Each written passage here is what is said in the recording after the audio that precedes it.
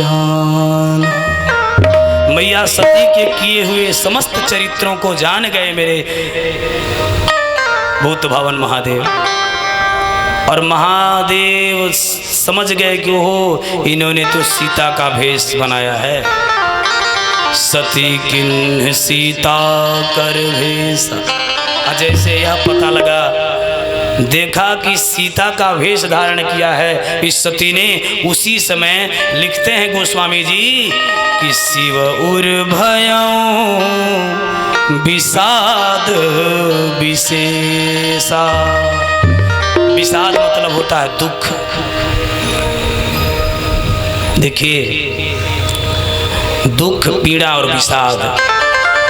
दुख हो तो सह जाए, पीड़ा हो तो रात की नींद कट जाए तो भी आदमी किसी किसी तरह से जीवन काट लेता है। लेकिन विषाद हो तो विषाद का दुख सहा नहीं जाता, विषाद की पीड़ा सही नहीं जाती, विषाद की यातना सही नहीं जाती। भोले बाबा बड़े ही दुखी हुए, फिर सोचते हैं कि मेरे ऐसे दुखी होने से क्या लाभ है।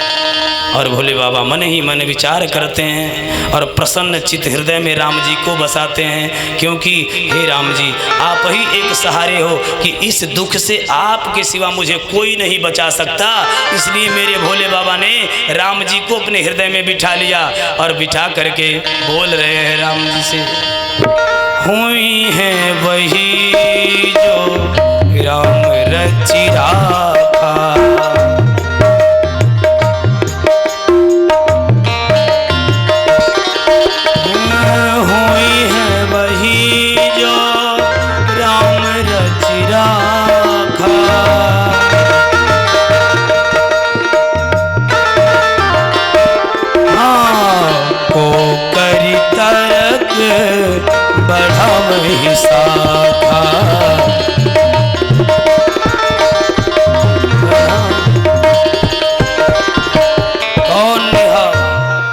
तर्क में जीवन को बेकार करे। तर्की वितर्की तो वो होता है जिसको विषय का कामना होता है। महादेव ने सोचा मुझे विषय में नहीं, मुझे तो राम में रमना है। राम जी ने ऐसा किया है, यानी राम जी चाहते हैं कि गृहस्थी छोड़ दो और मेरे को भजो। मेरे भोले बाबा ने गृहस्थी छोड़ ही दिया, क्योंकि अगर मैं अब सती से प्रीति बढ़ाता हूं, अब जो करम सती संग प्रीति। भोले बाबा सोच रहे हैं कि अगर सती से आज के बाद प्रीति करी तो प्रीति यह अधर्म होगा, अनीति होगा, अन्याय होगा, क्योंकि इसने मेरी माँ सीता का रूप बनाया है। क्षण मात्र के लिए ही बनाया हो तो क्या, इसने सीता का रूप बनाया है, इसलिए यह मेरी माँ के तुल्य हो गई। और माँ कभी पत्नी के स्थान पर नहीं बैठ सकती, इसलिए महादेव ने सती का परित्याग कर दिया जीवन से। अब सती को कभी भी भोले बाबा अपने बाएं भाग में या दाहिने भाग में नहीं बिठाते, सामने बिठाते हैं। संतान के सामने बैठ करके भोजन पवाने का कार्य एक माँ ही मात्र करती है। आज 87,000 वर्षों तक भूत भावन शंकर जी की समाधि लगी है, और उस दिव्य समाधि में भूत भावन शंकर जी प्रभु राम जी के अनेक चरित्रों को जीवन में उतार के उनकी दिव्य झांकी का दर्शन करते हैं। आइए हम सब एक बार दिव्य झांकी का भगवान राम जी की स्तुति करेंगे प्रेम से। श्री राम श्री राम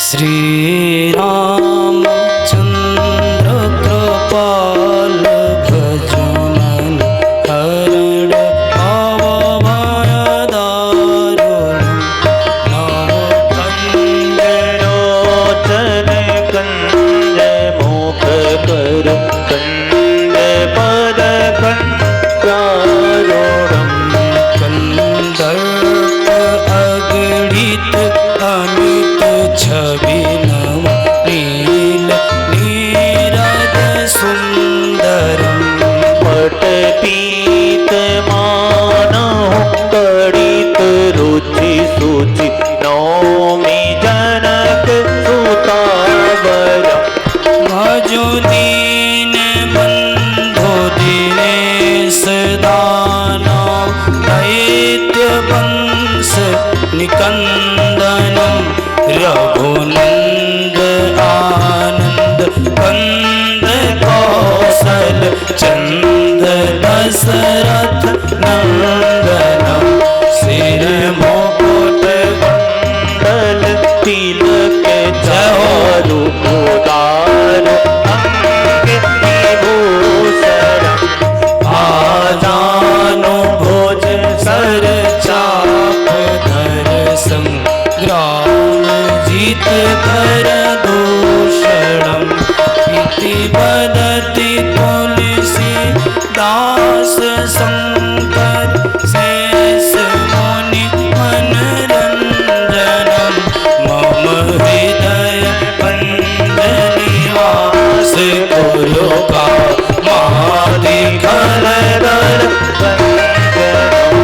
मनोजाहि नाथिउ मिलहि सोबरु सहज सुंदर सावरो करुणा निधान सुजान शील स्नेहो जानत रावण यही भांति गौरी अशेष सोनी सिर सहित हिय हरसित रले तुलसी भवानी पूजी पुनि पुनि मुदित मन मंदिर चली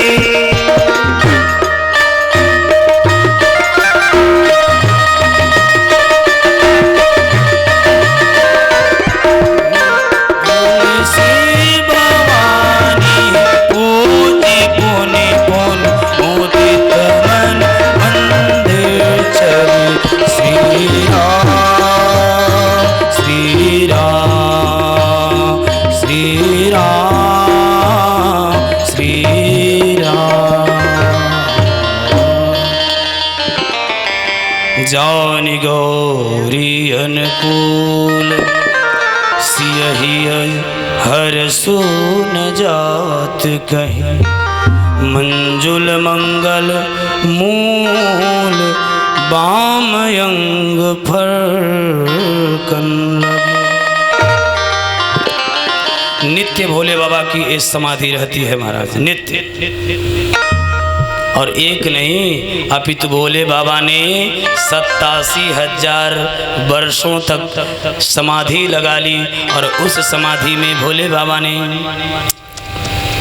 मेरे राघवेंद्र सरकार के अनेकों अनेक स्तुतियां गाई हैं, अनेकों अनेक बार प्रभु को मनाया है, रिझाया है। एक दिन की बात, प्रभु की यदि समाधि बीच में कभी स्थगित भी होती है ना, तो मैया से कभी बोलते नहीं भगवान, बड़े जरूरत पे बोलते। माँ बड़ी चिंतित है कि जब से मैंने सीता का वेश धारण किया है, तब से प्रभु मुझसे खुले मुंह बात नहीं करते। लग रहा मेरे से बड़ी अनुचित कार्य हुआ है, बड़ा गलत कर्म मैंने किया है, बड़ी घृणित कर्म किया है। माँ सती बड़ी दुखी रहती है। एक दिन की बात, मैया सती अपने कैलाश पर्वत के बाहर भ्रमण कर रही थी कि आकाश मार्ग में एक नहीं अनेकों विमान आते हैं जा रहे हैं। और जब अनेकों अनेक विमानों को आते जागते मैया ने देखा तो माँ क्या देख रही है महाराज कि मेरी ही बहनें विमान पे बैठ के जा रही हैं, कहाँ जा रही हैं। तब तक सती की बड़ी बहन रोहिणी उतरती है विमान से। क्यों री सती? सती ने प्रणाम किया, दीदी प्रणाम। तो रोहिणी ने कहा क्यों तुम्हें तैयार नहीं होना? तो सती ने पूछा कैसा तैयारी? कहा तैयारी है कि अपने पिताजी, कौन? दक्ष प्रजापति। दक्ष प्रजापति यानी अपने पिताजी ने अपने मायके में यज्ञ करवाया है, और उस यज्ञ में क्या तुम नहीं चलोगी? सती ने कहा कि मेरे को न्योता तो नहीं मिला है दीदी, हो सकता है मेरे भगवान शंकर जी को भी न्योता मिला हो। अब मैया सती भोले बाबा के पास आई, चली गई।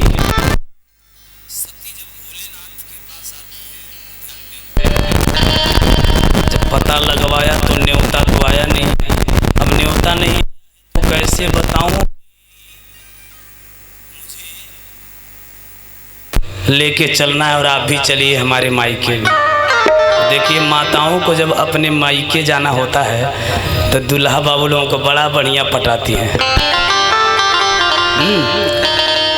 दूल्हा बाबू लोगों को बड़ा बढ़िया समझाती हैं। सर जौन दुल्हनिया एक गिलास पानी ढोले में, अरे अपने हाथ से ले लीजिए, ला आप नहीं पी सकते, का फिल्टर में जग पी लीजिए, एक गिलास पानी नहीं दे पाती है, वैसे हमारा हाथ दर्द कर रहा बर्तन धोते धोते हैं।